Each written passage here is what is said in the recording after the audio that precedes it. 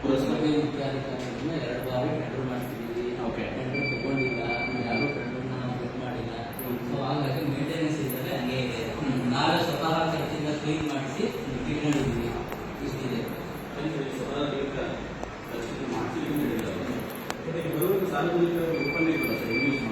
ಅದನ್ನೇ ನಮ್ದು ಸಮಸ್ಯೆ ಇದೆ.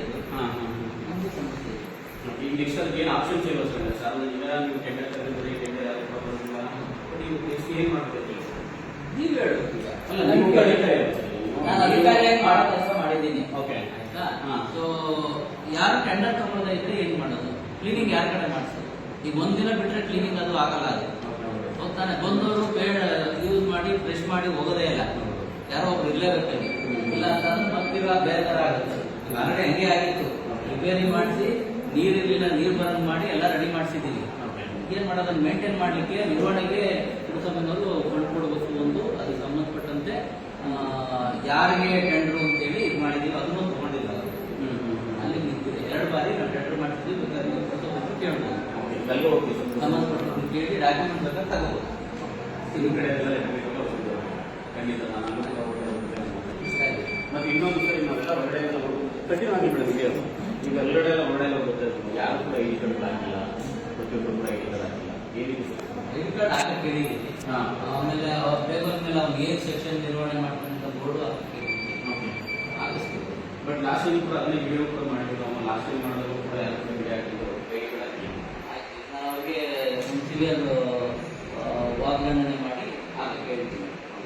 ನಮ್ಮ ಲಾಸ್ಟ್ ಸಿಬ್ಬಂದಿಗೆ ಕಂದಾಯ ಇಲಾಖೆ ಸಿಬ್ಬಂದಿ ಇದ್ದಾರೆ, ಅವ್ರ ಕಡ್ಡಾಯ ಹಾಕಕ್ಕೆ ಹೇಳ್ತೀನಿ. ನಾಟಕ ದಿವಸ ನಾವು ನಿಮಗೆ ಲಾಸ್ಟ್ ಟೈಮ್ ಕೂಡ ಬಂದು ನಿಮಗೆ ಬಂದು ಮಾತಾಡಿದ್ವಿ. ಏನು ಅಂತಂದ್ರೆ ನಾಟಕ ಸೇರಿಗಳು ಏನಾಗ್ತದೆ ಅಂತಂದ್ರೆ ಕಚೇರಿ ವಿಳಾಸ ಆಗ್ತದೆ. ಸಮಯ ಸರಿ, ಕಚೇರಿ ಸಮಯ ಎಲ್ಲರಿಗೂ ಗೊತ್ತಿದೆ. 10 ಗಂಟೆಯಿಂದ 5:30 ಅಂತ. ಯಾರು ಗೊತ್ತಿಲ್ಲ. ಹೊರಗಡೆ 10 ಗಂಟೆ ಕರೆಕ್ಟಾಗಿ ಯಾರು ಹೊರದೇ ಇದ್ದಾಗ ಕಂಪ್ಲೇಂಟ್ ಮಾಡಿ ಇಂಥ ಬಂದಿಲ್ಲ ಅಂತ. ಅದನ್ನ ಆಲ್ರೆಡಿ ನಿಮ್ಗೊಂದು ಕೂಡ ನಿಮಗೆ ಈ ತರ ಯಾವತ್ತ ಈಗ ಏನಂತೀವಿ ಎಲ್ಲರೂ ಕೂಡ ಗೊತ್ತಿದೆ. 10ರಿಂದ 5 ಗಂಟೆ. ಬಟ್ ಕೆಲವರು ಗೊತ್ತಾಗಲ್ಲ. ಇನ್ನು ಕೆಲವು ಇಲಾಖೆಗಳು 10 ಗಂಟೆಗೆ ಬಂದು 4:30 ಹೋಗ್ತಾರೆ.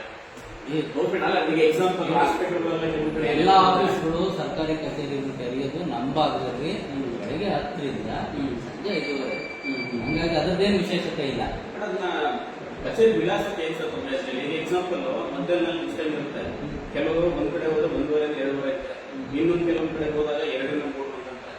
ಇನ್ನೊಂದು ಕಡೆ ಹೋದಾಗ 1ರಿಂದ 2 ಅಂತಾರೆ. ನಾವು ಯಾವ ಕೆಲಸ ಮಾಡೋದ್ರಲ್ಲಿ? ಆಯ್ತು, ಅವ್ರದ್ದು ಲಂಚ್ ಟೈಮ್ ನ ಹಾಕಕ್ಕೆ ಲಂಚ್ ಟೈಮ್ ಆಚೆ ಹೋಗ್ತಾರೆ, ಒಳಗೆ ಬರೋದು ಯಾವ ಅದು ಓಕೆ ವ್ಯಾಲಿಡ್ ಇದೆ, ಅದನ್ನ ಹಾಕ್ತಾರ. ಅದನ್ನ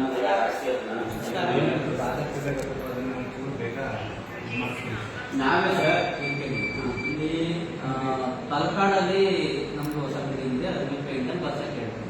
ಈಗ ಉಳಿದಿರುವಂತವೆಲ್ಲ ಬಾಡಿಗೆ ಬಿಲ್ಡಿಂಗ್ ಇರೋದು. ಸೊ ಅಲ್ಲಿಗೆ ನಾವು ಏನು ಸ್ಟಿಕ್ಕರ್ ಮಾಡಿಸಿ ಅನ್ಸೋದಕ್ಕೆ ಹೇಳ್ತೀವಿ. ಆಯ್ತಾ?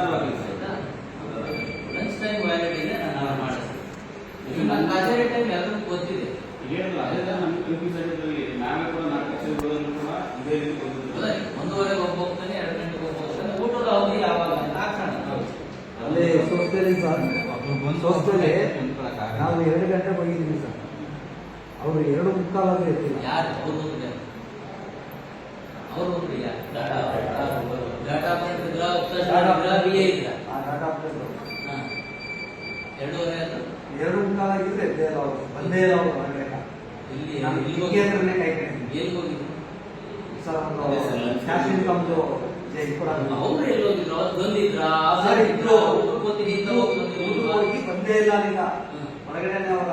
ಅಲ್ಲಿರೋ ನಾವು ಕೇಳಿದೆ, ನಾವು ಈ ಕಡೆ ಊಟ ಕುಡಿಲಿಕ್ಕಿರಪ್ಪ ಅಂದ್ರು. ಹಂಗಾದ್ರೆ ಊಟ ಟೈಮಿಂಗ್ಸ್ ಎಷ್ಟು ಅಂತ ಕೇಳಿದೆ ನಾನು. ಊಟ ಟೈಮಿಂಗ್ಸ್ ಇದೆ, ಬರ್ತೀವಿ ಇರಪ್ಪ, ಊಟ ಮುಗಿದ್ಬಿಟ್ಟು ಬರಕ್ಕೆ ಲಂಚ್ ಟೈಮ್ ಹಾಕಿಸ್ತೀವಿ.